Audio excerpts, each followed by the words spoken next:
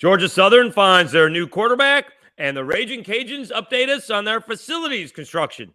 Sort of. It's Locked On Sunbelt. You are Locked On Sunbelt, your daily podcast on the Sunbelt Conference, part of the Locked On Podcast Network, your team every day.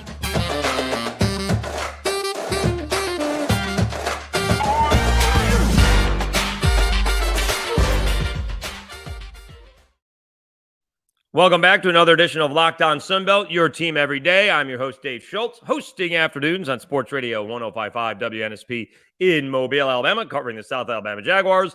And prior to that, covering the Louisiana Ragin Cajuns, which will come in handy on this episode, and doing mornings on 103.7 The Game. We will talk about the Ragin Cajuns making an announcement, sort of. Maybe they didn't have anything else to do on what their plans are for the facilities. They're mostly the football stadium, because they have upgraded a bunch of their facilities. So it's not like they haven't done anything over the last decade, but this may take a little bit longer than some had wanted.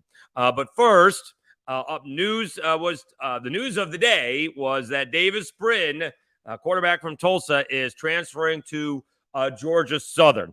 That's big news coming on the heels of Grayson McCall returning back to Coastal Carolina. And will be their quarterback in 2023. Brin comes from Tulsa, was there. He's got one more year of eligibility, played sparingly in 20, but he's basically been the starting quarterback since 21, threw for over 3,200 yards in 21, 18 touchdowns, which is nice, not great, but okay. The bad was 16 interceptions. Obviously, that is awful. In 2022, he only played 9 ball games. In both years, he had a 60% completion percentage, which is pretty good. In this past year, 2,100 yards, 17 touchdowns, and he really did limit the interceptions to just 8. That was in a lot less passes, 410 to 250. But nonetheless, basically a 2-to-1 touchdown to interception ratio this year compared to almost a 1-to-1 touchdown to interception ratio in 21. So a good improvement there by Davis Brin. But really, that's the key to what we're doing in college football at any level, whether it be pro, college, high school. They just don't want you to turn the football over. You know, it's always been that way. But somewhere along the way, maybe it was, with the 49ers and Bill Walsh, and maybe it was with Brady, that, somewhere along the way, the turnovers became unacceptable. That, you can have a few interceptions, but you certainly, once you start getting into double digits in interceptions, regardless of how many passes you're throwing, it really isn't any good. And so Davis Brin is going to have to continue that trend. Certainly that trend is very good. Going from 1-to-1 to 2-to-1, you'd like to see 3-to-1 these days, right? 30 touchdowns and 10 interceptions, kind of like Austin Reed had, right? Didn't Austin Reed have, like, for Western Kentucky going into that ball game, like 37 touchdowns and only 10 interceptions, where Carter Bradley had 25 touchdowns and 10 interceptions. So a little bit of room for Carter Bradley to improve his ball game in his second year with South Alabama. And that was one of the downfalls for Georgia Southern this year. Kyle Van Treese, very explosive, big win over Nebraska, big win over App State, but 25 touchdowns, 15 interceptions is going to get you in trouble. So that'll be a key for Clay Helton to stress. Sometimes it's okay to take chances, right? I mean, I can't do anything about, you're sitting on the 15 and you got 10 seconds to go and you got to throw it into the end zone, right? Or 6 seconds to go. You got one play, and if you force it in the end zone, it gets picked off. Okay. Right. I mean, you got to make a play somewhere along the way. You got to make a play, and you're going to get him picked off. Other times they are really some poor decisions, and just in general, I'm not specifically saying any quarterback, but you got to make sure that, when you're making these decisions, that it's not costing your team the game. And many times we see the difference in the football game is when your team turns the ball over.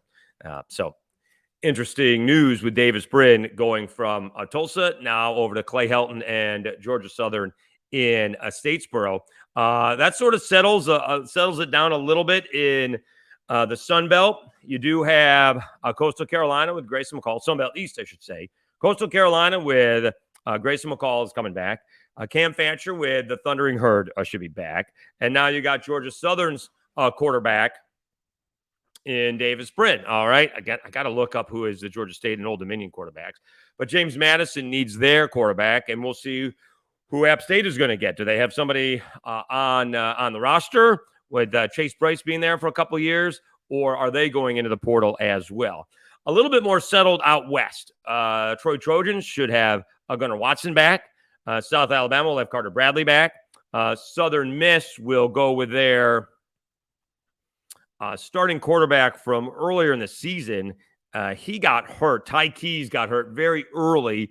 He was actually supposed to go to Tulane and followed Will Hall to Southern Miss. So he's expected to go, as Trey Lowe he actually is in the transfer portal. So Trey Lowe actually left Southern Miss. He ended up being the starting quarterback, I believe, for the last 4 games, including the bowl game here in Mobile, the Lending Tree Bowl. And then the Ragin Cajuns. Do you have Chandler Fields or Ben Woldridge? I'm going to guess they're going to go with Ben Woldridge, but we'll see. Warhawks need a starting quarterback. Chandler Rogers is in the transfer portal. Texas State bringing in the new coach. We'll see what they do. And Arkansas State, I think, needs a new quarterback as well, as James Blackman should be out of eligibility there for Arkansas State. Arkansas State's had 2 very good recruiting classes in a row. They're going to need to show some. Butch Jones is going to need to show some improvement there in Jonesboro. All right, so the big news of the day is that Davis Brin is transferring from Tulsa to Georgia Southern, and that's a big get for Clay Helton and the Georgia Southern Eagles. All right, when we come back, we'll take a quick break. We'll come back and talk about the Ragin Cajuns. Made an announcement, seemed to be out of place on what was technically still a vacation day, about their facilities, trying to upgrade their football stadium. So it was an announcement, sort of. I'll let you guys decide what you think, but that is coming up next. First, let me tell you about LinkedIn Jobs.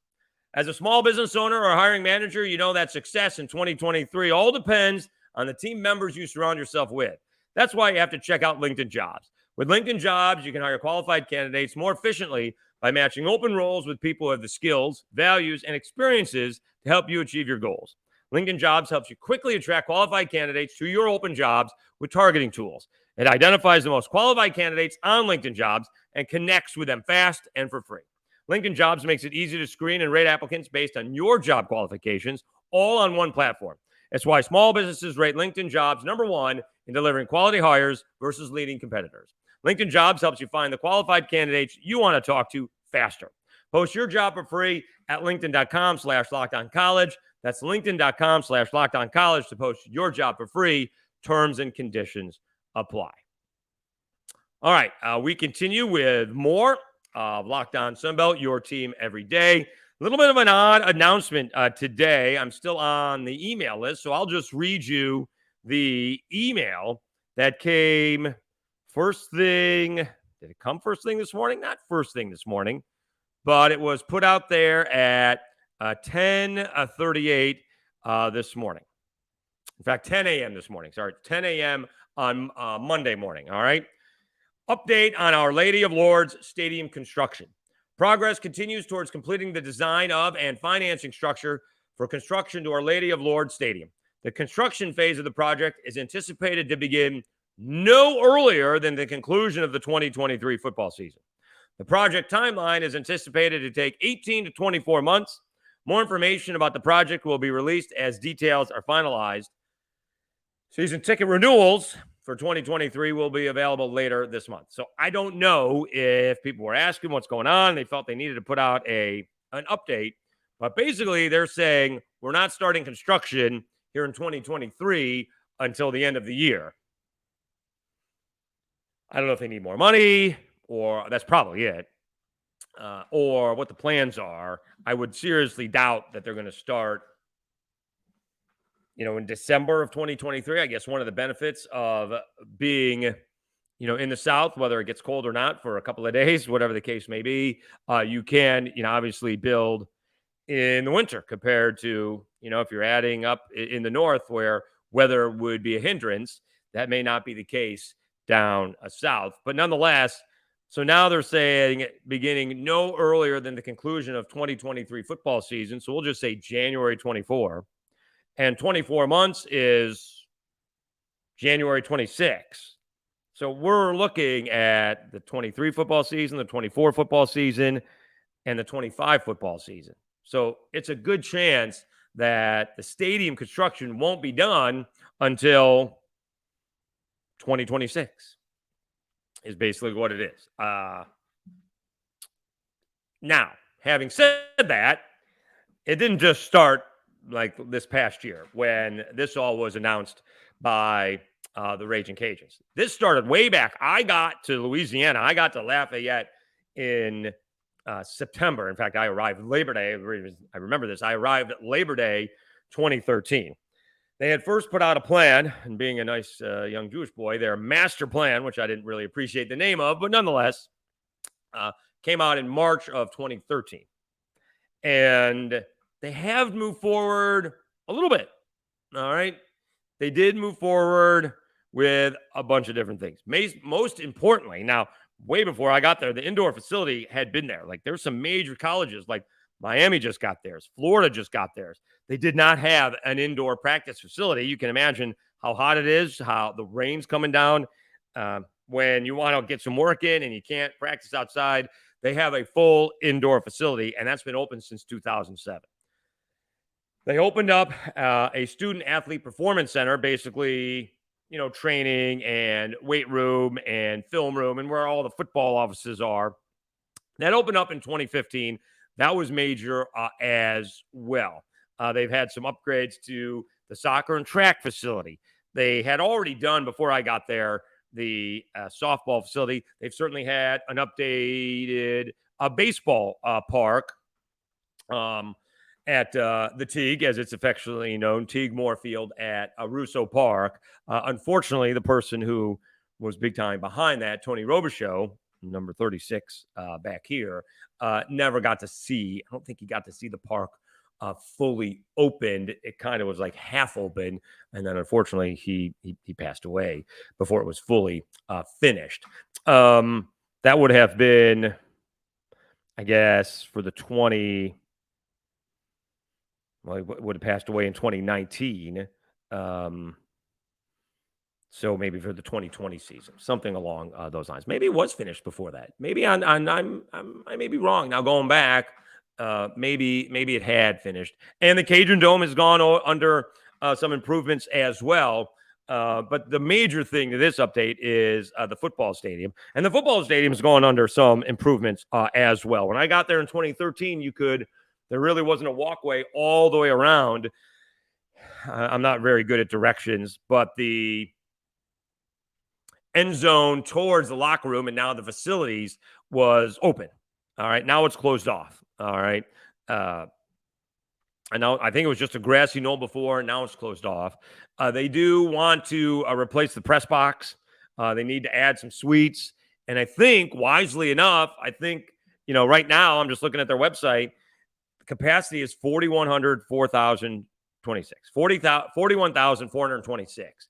That probably really needs to be, 30,000, maybe even 24, with the ability to upgrade later on. Put some demand on the tickets in case you do sell out. I would bet rarely have they had over 25,000 in the last 5 years. For whatever reason. They were drawing when I got there in 2013. And then I don't know if they just got used to winning 9 games and going to bowl games or what it was, because they've never really, outside of when Napier won the conference championship, did they take it to the next level. But they very rarely have gotten to 25,000. I think they had a really nice crowd for the Sun Belt Championship game a couple of years ago when they hosted and won that. But other than that, they're not drawing quite as well as they had. And I think knocking it down to, 25, I would put it right there, 25,000 And like South Alabama, if necessary, if it ever comes a time when you can expand, then you can expand it.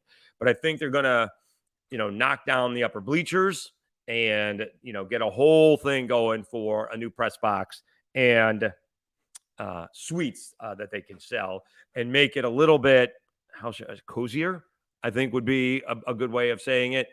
Kind of like what South Alabama has, and maybe even Statesboro, and I think Texas State's is a little bit bigger, but a little bit cozier of a facility would be pretty good. But again, now the earliest it's going to be, it would seem, is 2026 at the earliest, because they said they're not going to start until the end of the 2023 season, no earlier than the end of the 2023 season. So that means basically, you got to hold off until, who's going to be in the Sun Belt Championship games. You're not going to schedule it then. You could schedule it the second week of December. All right. Most likely, though, I'm guessing the beginning of 2024 at the earliest. But then if you're doing 18 to 24 months, well, let's say the shortest is 18 months. All right. So that is, if it's done in 18 months, you could be playing in, you do 20, 24, 25. You could be playing in the 25 season. That's the earliest, right? You could be playing in the 2025 season. The more realistic one is you're playing in the 2026 season. If you start in January 24 and it takes you 2 years to build, then you're finishing up in January 26.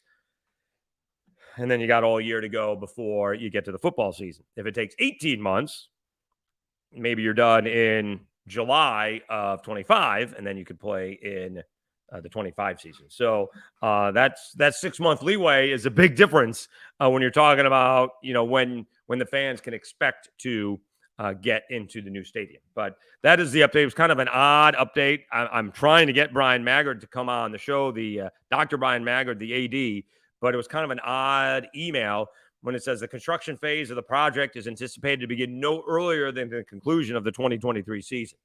I'm going to guess that 2023 football season. I am going to guess that some clamoring was going on and someone needed to make a quick announcement, and that's what it is. With the timeline anticipated to take 18 to 24 months. Those 6 months are big, all right? That 6 months is the difference between playing in the 2025 season or playing in the 2026 season. So those are big numbers. All right, let's take a timeout. We'll come back and talk ULM basketball, because we'll see if they're turning around or if this is an aberration, because, again, I think I'm more shocked at their 2-0 start than I am at the Ragin Cajuns 0-2 start. But this is more about ULM. Did want to ask you to please subscribe to the YouTube channel. Just search Locked On Sunbelt. Also, you can find the podcast audio-wise wherever you find your podcast. Apple Podcasts, Spotify, Anchor, it's real, and many more that you can, just search your favorite podcast app and search Locked On Sunbelt. Please subscribe and download. And if you have any suggestions, I'd be happy to hear what you guys want to talk about. Obviously, we're going to still have signing day coming up here in a month. We'll see how the new coaches do. We are trying to get more coaches on now that they may have some free time, and they may have a bunch of free time over the next week or so, because it, quote, is a dead time until after the national championship. So we'll see if we can get some coaches on prior to going out and recruiting again. And then you got to wait until after signing day to get them on, although it is really only, 15 minutes or so to have them on. So maybe they can squeeze me in. All right. So do appreciate we're only about a month into the videos, and we've been doing this since September. So about 3 months in, a little bit more than 3 months in. I think we're off to a good start, and I do appreciate you guys watching and listening. I do have a little bit of a surprise coming behind me. It's a little bit light on the stuff back there, but we do have something coming in for hopefully it'll be here for tomorrow's episode. All right, I did want to talk about and go look at ULM again because I don't think that the 2-0 start should be taken lightly. Again, you never know, if somebody was missing on the other teams or whatever the case was. Nonetheless, they won at Arkansas State and at Texas State. Now, they have 4 games at home. Georgia State, Southern Miss, which is going to be tough. Louisiana will probably be tough. And Texas State will be looking for revenge. But this is the kind of situation that, ULM was in last year. ULM, not off to a bad start. They were actually went into conference play 8-4, and they finished 5-13. They finished the season 13-18. So they had 5 wins in conference play last year. All right. 2 seasons ago, that's just as COVID was going on, right? COVID came in 20 when college basketball was ending. So this is 2021 2021 is technically the COVID year. They struggled. They went into conference play again, all of 2-5. They actually started that also 2-0, but they once again went 5-13. We'll go back another year, 2019 to 2020. All right. Not great. Again, they started non-conference play 4-4. They went 5-15 in conference play. So there are issues with ULM, but can they get it going in the right direction? And certainly 2 huge wins on the road. Texas State is struggling. They've lost a couple in a row, whereas, again, Arkansas State was, I think, 9-5. In fact, Arkansas State was 8-5 before they played and hosted ULM, and now they're 9-6 because they went 1-1 this past week. So it'll be interesting to keep our eyes on Keith Richard. Can they get something going in the Sun Belt for ULM? Remember, no divisions in basketball. So we've been over this, but you do have 4 teams with 2-0 marks. Southern Miss, James Madison, they have a big win over Marshall. Georgia Southern is 2-0, and Monroe, kind of, which one of these don't belong? They're the only ones 2-0 with a losing record. Even Marshall with 12 wins has a losing record, as James Madison took down Marshall. But then you have the Cajuns, who were 10-2 before conference play. They lose 2 ball games. App State's lost a couple of games. Texas State's lost a couple of games.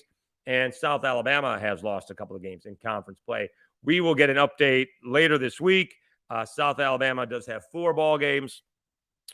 We may or may not hear. In fact, we may hear more on Wednesday. My morning guys on WNSP, Mark and Lee, generally get Richie Riley. So we'll see if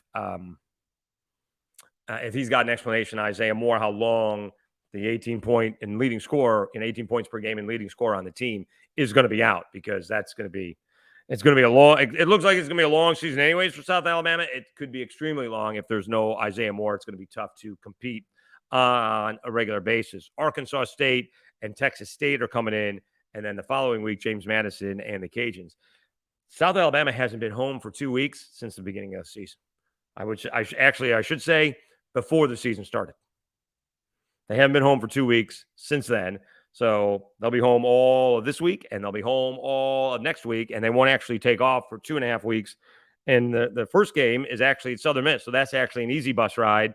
Then they do have to go to Coastal Carolina. I don't know if they hop a plane to that or not, but at least the Southern Miss portion of that is rather easy. All right. Want to thank you very much for tuning in to Locked On Sunbelt. Again, a continued Happy New Year. Hopefully it was a safe and good one. We are still trying to track down some coaches, as I mentioned, and some players who will be in the Senior Bowl, and the new coaches as well, the G.J. Kinneys of the world and the Tim Becks of the world, trying to get them on. Tim Beck, the new head coach over at Coastal Carolina. Once again, I'm your host, Dave Schultz. Want to thank you very much for tuning in to Locked On Sunbelt, your team every day.